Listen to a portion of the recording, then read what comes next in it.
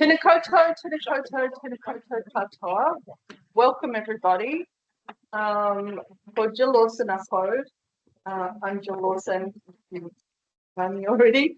No mai haere mai ki te whare wanaka o ara ki Tim. Welcome to Lincoln University. I'd like to introduce you to Professor Tim Waterman from the Bartlett School of Architecture in London. He's written numerous books on theory and design critique, but I know him best as the chair of the Landscape Research Group, or LRG, which is an international network of landscape architects around the world, based in London. Tim has been the chair for quite a few years now, and I was lucky enough to be elected to the Board of Trustees as a trustee from New Zealand. I think the only one from New Zealand. So far. So far. And so we're building the network around the world under the umbrella of LRG. Their mission is to create and use new landscape knowledge with researchers, practitioners and students. So if you'd like to join the LRG network, it's a great organisation to be part of, especially if you're thinking about travelling overseas. You'll make some really good contacts with people in our profession. What else? Tim's been here for 3 days and he's going to be one of the invited speakers with the NZILA conference up in Hastings. So with all of that, Tim, I'm going to hand over to you to tell the story. Okay, great. Thanks, Jill. Oh gosh, where to start? I haven't given this talk in a while, and it's got a new title. And the title was meant to be a little bit provocative, perhaps. And actually, as it turned out in the end, there aren't 9 beautiful landscapes and one ugly one. I think there's slightly less than 9, just because of the way that things get cut. But you'll just have to bear with me on that one. And maybe actually, I was thinking it would be obvious which one would be the ugly one, but maybe it won't be. So I'm not going to tell you which one is the ugly one. And maybe there'll be more than one ugly one. Maybe they'll all be beautiful. So we'll see. The title actually comes from a strip club in Seattle, Washington, which was called the Lusty Lady. And they always had a marquee out front that said 99 beautiful girls and 1 ugly one. So at any rate, it got me thinking about the kind of prejudices that we have. Why would you put a particular type of woman on show and not another? And isn't there something for everyone? And so I think these kind of questions of prejudices and the way that we approach landscapes are really important. And those prejudices are prejudices that we hold as well as landscape architects. Oftentimes we think that we know what good taste is, we know what good design is, and we should be trusted over local communities, perhaps. So I think all of these designs that I'm going to show you cast some doubt on all of those constructs, including our own infallibility as landscape architects. So 9 beautiful landscapes and 1 ugly one. And I know some of you will know the project that's shown here. No?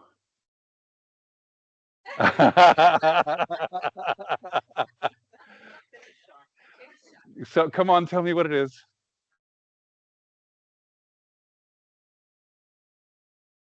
Yes, exactly. This is the Can Colomer meadow in Girona.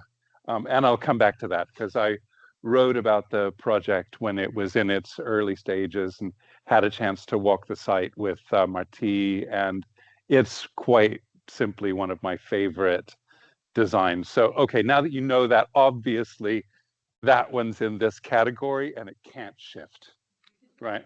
Sacred in that category. Oop. Oh, just click on the mouse. So just click on the screen and that should... Yes. Okay, so just very quickly to run you through some of the books that I've done. These I did quite early in my career. This was the second edition of Fundamentals of Landscape Architecture with these trumpet vuvuzela shapes, which have become ubiquitous ever since. And a book that I did with my dear friend Ed Wall. Friendship is important in academia. You really need to have friends. Friendship is important in our professional relations as well. You work better with people who you're friends with. And another friend, Josh Zoynert, who's at the University of New South Wales. We worked together on the Handbook of Landscape and Food, and again with Ed Wall on landscape and agency, thinking about who has agency, who has power, who has ability in landscapes and how those are constructed. And then my most recent books are, here again with friends and heroes. I think success is when your heroes become your friends. So Jane Wolfe is a great hero of mine, and we worked together on landscape citizenships. This was a project to talk through what landscape democracy, landscape justice, and the right to landscape meant, and then how we take that thinking further into citizenships. So how we use landscape as a construct for thinking about belonging and behavior and interaction in space. So this book puts forward the idea that landscapes are landships, that we live in landships. And I think it's a nice way to scaffold between perhaps indigenous ways of landscape knowing and our Western ways of landscape knowing, which becomes very useful in a concept in a context of New Zealand and Aotearoa. And then finally, the landscape of utopia, which weirdly is about everyday life. But we always live everyday life with the horizon of utopia in the distance, I think. So landscape citizenship, let's talk about that a little bit because I think it underpins a lot of my thinking. If we begin to kind of pull it apart, we can see that the two words are very closely related, actually. That the scape in landscape describes shape, it describes form, but at the same time, it describes a relationship that we come into. So you could also, which is here, the shape of citizenry and the relationship that is citizenry can be brought together into a single word called landship. And I think when you start using the term, it's quite powerful, actually, in terms of what it can do. And it forces people to think differently about landscape. And I've become convinced over the years, there's been so much complaining about, oh, landscape architecture is a terrible word, and shouldn't we be urban designers, or should we be something else? And actually, I think people understand what architecture is, right? That's about building stuff and doing some drawings, and wearing expensive glasses. So that, I think, is clear. But landscape is what we need to explain to people, how it works all the time, how it's a relation, how, yes, it's gardens, but it's also everything else. So this, I think, is what we need to do, and we need to be patient. When you go to the dentist and they're like asking you for advice on their rhododendrons, you tell them a little more. So be patient and explain what we do and talk about landscape and landship. So this idea of landship, I think, is an idea that goes back to really sort of ancient history, talking about the roots of the word landscape. But it also ties in, I think, to ecological thinking that's emerging through the 20th century. And Gary Snyder, who's a real protagonist for regionalism and bioregionalism and a poet, talks about the relation to land being something that we have to think about as part of citizenship. So citizenship isn't like the currency that you have or the passport or who the monarch is or any of that rubbish. It's actually about substantive lives in real space, in real ecologies that we inhabit. So land, as Ken Olwig says, is something to which people belong as to a commonwealth, right? So that's a shared wealth. That's a shared inheritance. That's a shared responsibility to the future that is registered in place. So let's look at some landscapes. And I'll remind myself to keep an eye on the time as we go. Um, all of the projects I'm going to show you are not projects that I've done, but projects that I've written about. And I think this is an important relationship that we forget to speak about much in landscape architecture. The place of the critic, the place of the designer as critic. You can't design unless you can look critically at the designs others are doing and applying the learning to the landscapes that you're doing yourself. What's working? What isn't working? What do these landscapes mean? What's the design intent? And I think there's also a certain amount of courage that comes with being a critic in order to say, that's not very good, and here's why. That's really important. And there's some very tense moments in some of the criticism that I'm going to point to in the projects that I'm going to show. So Commonwealth, all of these are articles that appeared in the American Landscape Architecture magazine. So I've been writing for them for I think a dozen years, perhaps a little bit more. And I love it actually, because it's a way for me to bring ideas from landscape theory and from academia and from critical thinking to the profession at large. And so much writing about landscapes is just like rewriting a press release. Here's what the content of this site is. But I have taken this really seriously, and I write slowly, and I don't write often, but I try very hard to write well about the projects that I see. And this project, interestingly, like some of the others I'm going to show, is useful for thinking about what happens with landscape architecture in the long term and what happens with landscape architecture when the bottom falls out of the market. How do you keep things sort of rolling along? How do you stay engaged? How do you argue for the relevance of landscape? And so this is a project that's just outside of Utrecht. And the project was won in competition in something like 1996. It was originally known as Leitjrijn Park.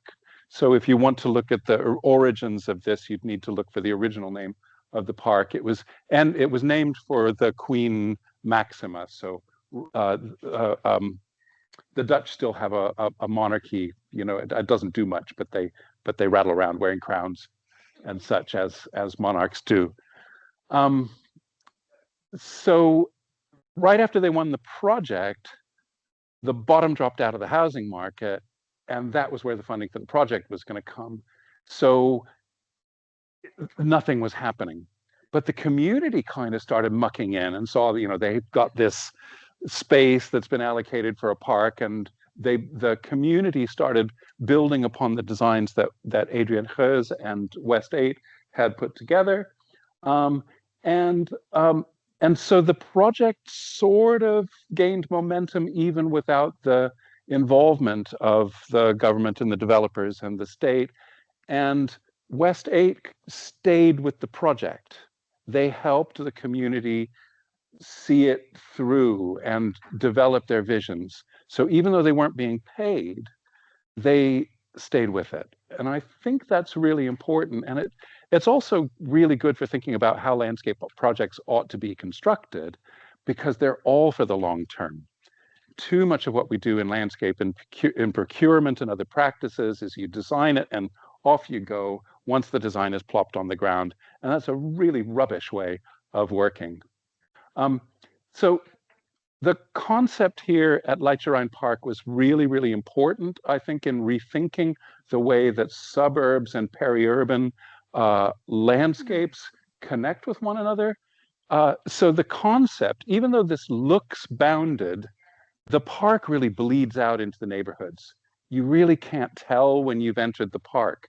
You're in the park, and then all of a sudden there's a structure at the center of the park that grounds you. You're like, oh, I'm somewhere. It's a place. So it's a kind of stealth park. It sneaks up on you in really interesting ways. And it's quite a large park. The key elements of it are this ribbon, het lint, which runs around it, which is a bicycle path, which is actually designed from the standpoint of proprioception of what it feels like to lean in around a corner. So all the corners gives you something that feels really good on a bicycle. So talks very much about the embodied experience of the space. And the other important thing here is the park pergola. This is a kind of boundary that defines the center of the park, and it's a really quite majestic structure that defines that center.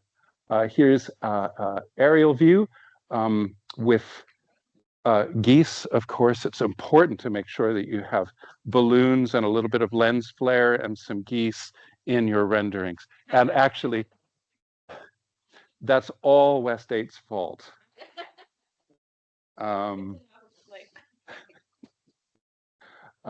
Actually, there isn't any lens flare in this, but maybe there's clouds. Ooh, that's good. Clever. This is at the very center of the park. And actually, this was also designed by West 8. So they took on the architecture as well. And actually, one of the things that West 8 is really good at is bridges. They've done them consistently in all of their projects. So I think as a landscape architect, always look to see what you can steal from others in terms of the design, because they're important for holding it together. Actually, no architect would do that. It's like just a bit funky, and if you took that to architecture school, they'd be like, ooh, no thank you. But it works in this park. It's fun, it's playful, and it kind of goes with the swans. And you can also imagine it's okay to be silly. It really is. I don't think that, I think those are off the peg. Yeah. But here's the park pergola. And it's really an immense structure. It's completely over-engineered, over-designed. And of course, the community, when they saw this design, they're like, what? Really, we're going to pay for that? But that's the logo for this park now. It propels this park not just into the imagination of the locals, but into a kind of global imagination as well. So the imageability here is really key. And it's meant to be colonized by various species. It's got a kind of pebbly side and a smooth side. And the cells are meant to be filled in various ways, and it's a pergola. It's meant to have climbing plants grow up it. And this is Adrian's second home in Spain, where he actually tried out the pergola. So there's a lot to be said for prototyping, which we don't get to do very much in landscapes. You can't prototype a landscape, right? You can't say, you can do it with a hairdryer, but you can't really do it with a landscape. But here you see Adrian doing this in real time and in real space. Another lovely thing about this landscape is that, I mean, if you were to say who are the two greatest landscape designers coming out of the Netherlands, it's Adrian Reuze and Piet Oudolf. And this is the one landscape where the two of them have collaborated. And there's a garden in there, which is run by volunteers, and which is a very important part of the park. So this is one of West 8's bridges. It's kind of, because the community got really involved with this park, it's absolutely overstuffed. There's too much in it. Like, it's full of sculptures and places for kissing and smoking and picnicking, and like, oh God, leave some of it unprogrammed. And actually, when you talk to Adrian about it, he's like, okay, I've just had to let it go. We'll stay in the Netherlands with this one. I got the cover. I love getting the cover. And this is the Room for the River project. And this is on an entirely different scale. So this is the scale of the Rhine and of the Rhine estuary, and indeed of Germany and Holland, the Netherlands as a whole. And this project involves landscape architects, local water boards, farmers, municipalities, the national government, European Union funding, all of that kind of thing. It is massive, and it's intended. It's all sustainable drainage, basically. It's to slow the flow of water. It's to capture water. It's to protect communities from flooding. And I'll move through this pretty quickly because I think that there's a lot that you can discover on your own with this project, and it's pretty well published. But there's a couple of things that I think, oh, this was my picture from the area. There's not much to it, but there's a kind of charm to that as well. There's a glorious flatness there. So that's the project. You know, you point at a map and you point at the project. We don't get a little red rectangle that zeroes us in on the project. This is the, I forget the name of the museum, but it's in a nature reserve that is designed by West 8, and the museum is designed by another. But it's really, you know, there are moments that are quite exciting architecturally. But this, for me, is quite exciting agriculturally, and for thinking about flood planning and perhaps resilience for disaster planning. So this is a dairy farm, and it's in the Nordvard polder. And what happened here is you had a number of farmers who were working the land, running their cattle on the land, but the land couldn't support as much farming as was happening if you were going to give some land away to managed retreat and let the water in. So this whole landscape's designed to flood. And what they learned from a previous flood is that if you're a dairy farmer and a flood happens, the cattle all head for the high ground. And if you can't get to them in a connected way, the cattle are standing on that ground needing to be milked. So you've got angry cattle who are marooned on islands around. So what happened is they built these mounds, which are based on the old Dutch terpen. The original Dutch landscape before the introduction of the dikes was basically you would make a mound and farm the land around it. And when it flooded, you'd go to the top of your mound. So it's a much more kind of centralized way of working. And that's precisely what happens here. So there's a dike with a road along the top of it, and each one of the terps that the farms are on connects directly to the dike. So you can reach each and every one of them, so you don't have angry cattle. Doesn't look like much, but it's such a significant topographic intervention in terms of what it makes possible in that landscape. Okay, how am I doing? I've only got through like 3, right? And I don't have 9 to get through, but I'll move quickly. So this is the Milan Expo in 2015, which was about food and landscape in many ways. But this is also after the economic crash. Italy is really trying to recover both its international reputation and its image. And also, you know, things are going on in Italy, the slow food movement. They're trying to project ways of living better. And in fact, there's a slow food pavilion that's part of it. But as with so many big projects, it all goes a little bit wrong along the way. So the slow food pavilion, which was meant to be at the middle, and the thinking from the slow food meant to be at the middle, gets slowly pushed to the side. And then you get other things introduced, like the McDonald's pavilion. So as I was viewing this site, I ended up talking to one of the workers who was in one of the playgrounds where they had like these huge pieces of molded fruit that the children could climb on. And he was telling me that everything had gone wrong from the very beginning, and that the only people who made any money out of all of this were the people that poured the concrete and the politicians who were taking a kickback.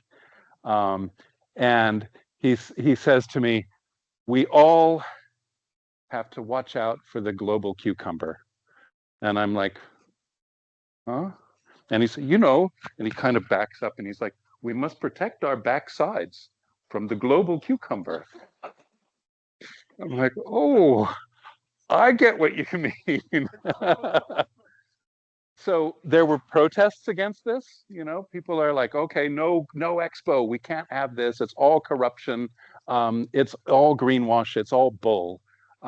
So when you see this, you have to watch out because it is the global cucumber. Beware the global cucumber. And so there's a lot of kind of greenwashing that's going on. Nature Reloaded. What, lock and load? What are you going to shoot nature at people? This was actually quite kind of pretty. And then look at this kind of triumphalist. Yeah, American food 2.0. And like these walls undulated like a waving flag. Trumpism beginning. And then I asked an old friend of mine what we should call this shape, and he's like, oh, vuvuzela form. So like the vuvuzelas that they use at the, so when anyone does this shape, that's vuvuzela form. And Thomas Heatherwick, the sit and spins, or whatever you call those.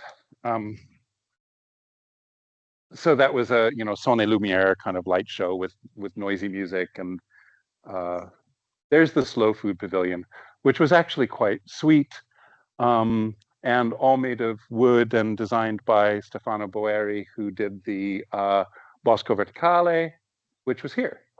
And at the time that I was there, this is such a weird thing. You go to Milan and you're like, wow, someone did CGI on the skyline.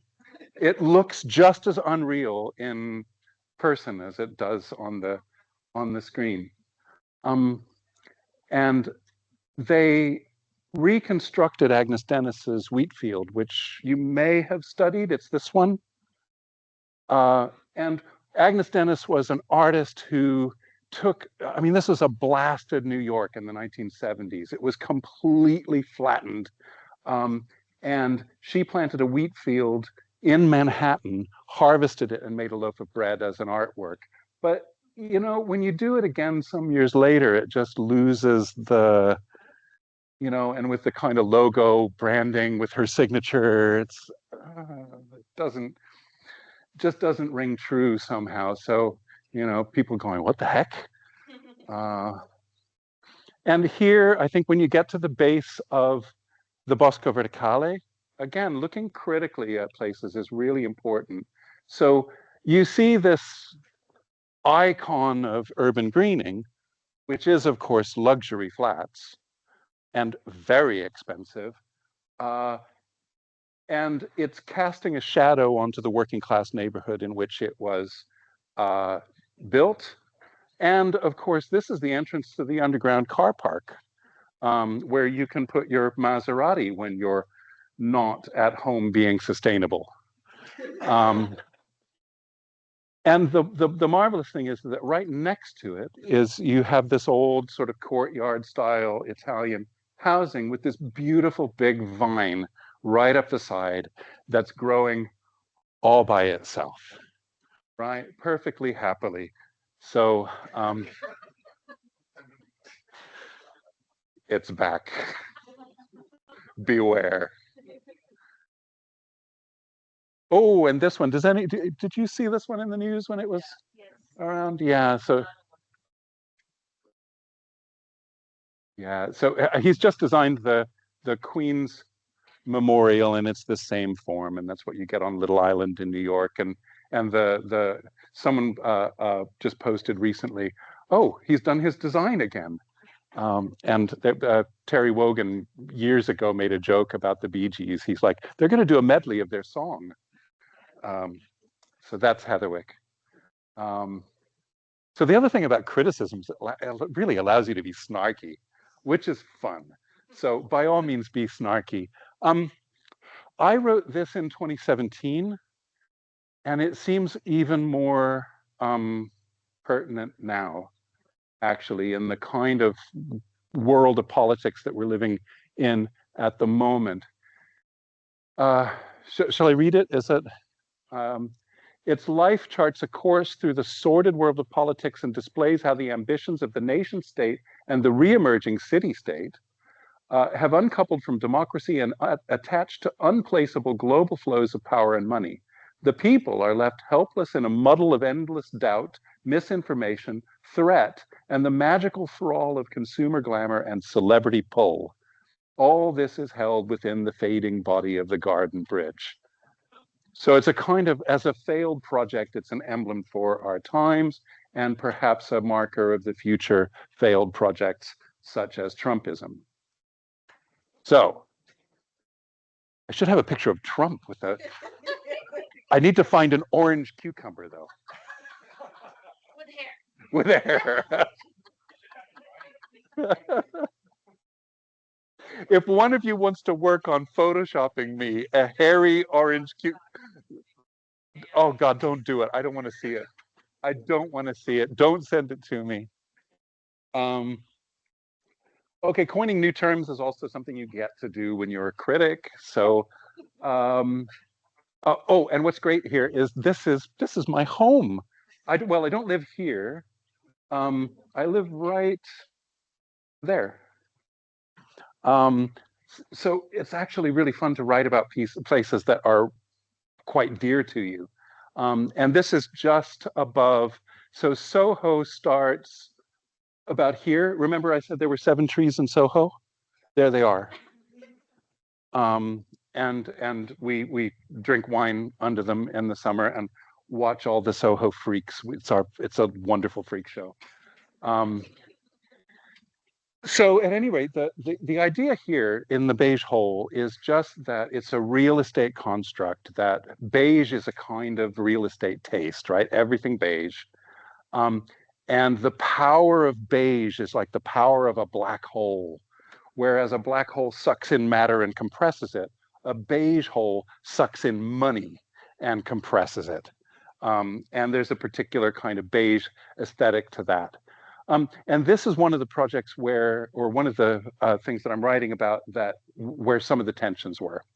So I wrote about this project, which is by Gross Max, and which I had actually praised because it's an immensely challenging site, and they did amazing things with an almost impossible site. It's the roof of a car park, so it's a roof garden. You don't have any depth of soil.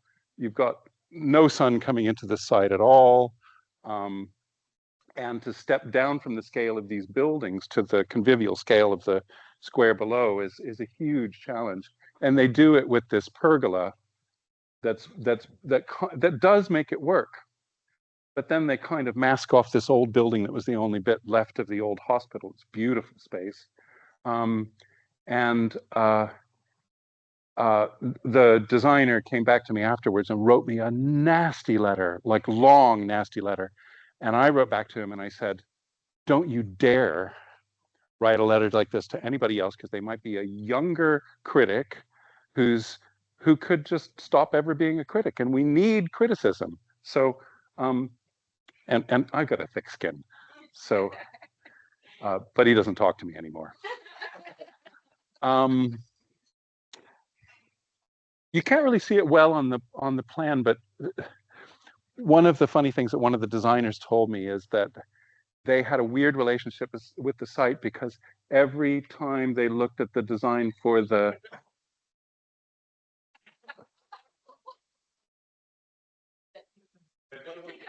yeah, it's sitting there in the middle of the and I think actually it led the design to be strangely hostile to this. So they've surrounded it with big leafy evergreen magnolias, and you can't even see it.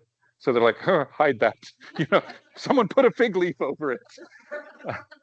But of course, that's only in plan. Not really.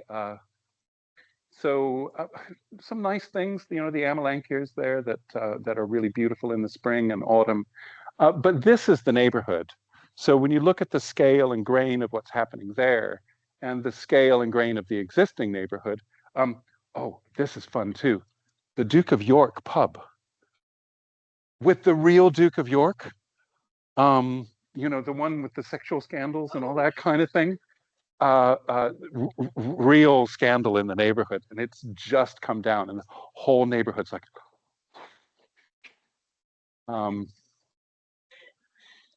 and you know, really some lovely buildings. The toy museum. There's a legacy of furniture making, and then some incredible arts and crafts, early arts and crafts, architecture in the neighborhood. And you know, so when you look at the new designs that are responding to the beigeness of the beige imperative of development, these just don't sit quite well. Although, again, amazing things happening here. This is Gustafson Porter Bowman with a really clever water feature that functions absolutely perfectly. And they tested this full size as well before they installed it. So, you know, clever designers working within a flawed model for development. So, you know, again, a roof garden rather than an actual space where you're planting into the ground. Here's one that got away. How am I doing? Okay, I'll try to move quicker. Here's one that got away. This was Manifesta in Palermo. We arrived in really stormy weather. Palermo's amazing. And I was there, a little bit of Palermo street style. I was there to look at Colico and Gilles Clement's installation for Manifesta, which was themed on the planetary garden of Gilles Clement. And everything was so screwed up from the beginning that I couldn't find Clement to interview him. Like, I'm asking around, where is he? He's supposed to meet us. And nobody could tell me. So I finally found Colico, and they agreed to meet us at the site. And this is Zen 2 in Palermo, which is one of the most notorious developments, you know, built by the mafia, inhabited by the mafia, miserable place to live. It's surrounded by huge roads, and it has no public transport, and a single lane road going in and out. It's not even legal to live in it. And Clement and Colico come along and do an installation as part of this art festival in the middle of this abject misery. And so, you know, it's Clement, it's planetary gardening, it's a site in motion, and they did manage to get some of the community involved. But the issue here is when it came time to write about it. I mean, this doesn't even give you a sense for the sheer massive dog shit in this site. That was really the dominant characteristic here. I just couldn't figure out how to write about it. When you write a negative review, you burn a lot of karma, right? People are going to come after you, you're going to lose friends. So you've got to have something really useful to learn from it. And we've all seen poverty porn before. We've all seen these kinds of projects. Like, what does showing another one tell us at all? So we ended up having a holiday that we paid for ourselves in Palermo, and I never wrote the article and never got the dosh.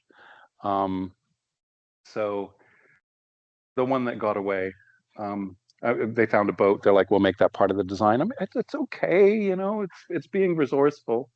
But here's Martí Frank. I promised you we'd get to him. How much longer do I have, Jill? Go to 2. Yeah. 15. Okay. I think I can get through it all by then. So as I said, this is one of my favorite projects. So this is one of the ones that's absolutely beautiful, and you're not allowed to argue with me.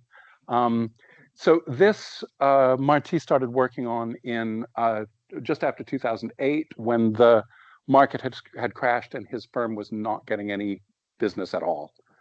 So he just said, well, I've got to do something. And he went out onto the site with, he just got the permission of the local municipality, and he said, I want to work with the management teams. They call them brigades there. So he went out with the management brigades, and he was just like, what if we cut that over there? And it was very much designing on the fly with the site as it was. And a lot of the interventions are quite temporary. You know, they're just mowing patterns and things like that. But his idea was that if you get a certain amount of knowledge on the maintenance team and recruit them to be part of the design process and give them a kind of set of frameworks for working with, then they have richer lives, and so does the whole of the community. And nothing is lost in an economic downturn, because you still got to have people out there picking up the rubbish, and they can also be designers and learn how to sculpt the landscape. So he put all this together, opened up views through the landscape, basically helped people to see that what they lived in was not just overgrowth, but a landscape. So what happened in the process of this is that all the people that were dumping old fridges and things like that in the landscape stopped, because they could see it was something valued. So that's one of the tensions here too. It's like, okay, if this was all overgrown, would it be more biodiverse? Maybe. But if people see it as a valuable resource and they protect it, is that better? Possibly.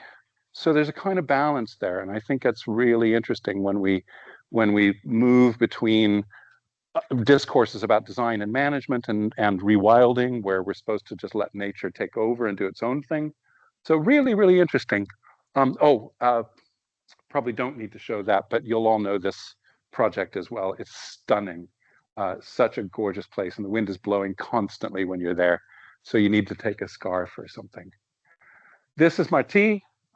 This is Jordi Bataille from the brigade, and this is Marc Rosdeval, who is a landscape architect with the city. Really important to have landscape architects working for the local municipality as well, because they can speak across better than other professions. So the design really just linked things up. It said, you know, let's talk to people on private land so that people can get access through. Let's just open up the landscape so people can walk through it. And it was just clearing things and mowing, mostly. So what he created was an action plan for the landscape rather than a master plan. And this is a kind of image of how the landscape is opened up. So maybe more biodiverse, maybe more aesthetically appreciable as a landscape. And of course, he went on a cloudy day and then a sunny day. When you're taking before and after photos, don't forget it's propaganda, right? It is. Cloudy day, sunny day, but also a better design, right? And this is during the floral festival that they have in town, and this is just rose petals scattered amongst the. So this is really just a simple thing that tells people this is a landscape. This is lovely kind of temporal diagram that he does. So Martí and I both now talk about genius temporum as the genius of times, as well as genius loci, the genius of place. Put the two together, that's landscape. Sight lines across, activities, and this is the action plan kind of coming together, and drawings that indicate to the maintenance brigades how they can maintain the sites and prune and trim and mow and shear. And then people got access to the river, which they'd never had before because it was overgrown. So just the ability to sit down by the water completely revolutionized their view of their own city and its amenities. And this is the last project I'm going to show. This is Dermot Foley, landscape architect in Dublin, and this is just recent. This came out last year, this article, and I think it has a lot in common with Martí's work in that this is, you know, Dermot lives in Dublin, walks through this site every day, talks to the maintenance crews, understands what's going on, and in the process of putting this site together, started collecting stuff from the surrounding landscape. So if someone was digging up a pavement he'd be in there grabbing the curbstones and collecting them on the side. So everything in the site is repurposed, including the soil for fill on the hillocks that are installed throughout the site. And the maintenance really just consists of scratching around and removing things that are spiky or stingy, like nettles or brambles. But the rest of it is just ruderals are allowed to do their thing. The site is allowed to become what it is. And what's perhaps interesting is that it would be hard to imagine that working in one of Dublin's really patrician neighborhoods, you know, with closely mown lawns and carefully clipped shrubs. But this is kind of this is a young professionals sort of area. It's been gentrifying. The aesthetic that's possible here is very, very different. So there's a kind of balance between educating people about what's valuable, but also the receptiveness of another generation to what's possible. So I think that's really important to look at here. And there was testing on the site beforehand as well. So you can see this process happening, prototyping in real space and real time, where the community and the local authority is allowed to see what this process looks like beforehand so that they can run it through and so they can rehearse it for what happens, because it's radically different from the way that other sites are maintained or designed or procured. And it's really quite magnificent. It works really well within its neighborhood. It's completely unique. People are totally proud of it. Well, I guess you can just kind of see for yourself what's going on there. All this is old planters and curbstones and what have you, and it's a kind of glorious mess. And I think that's it. So thank you very much.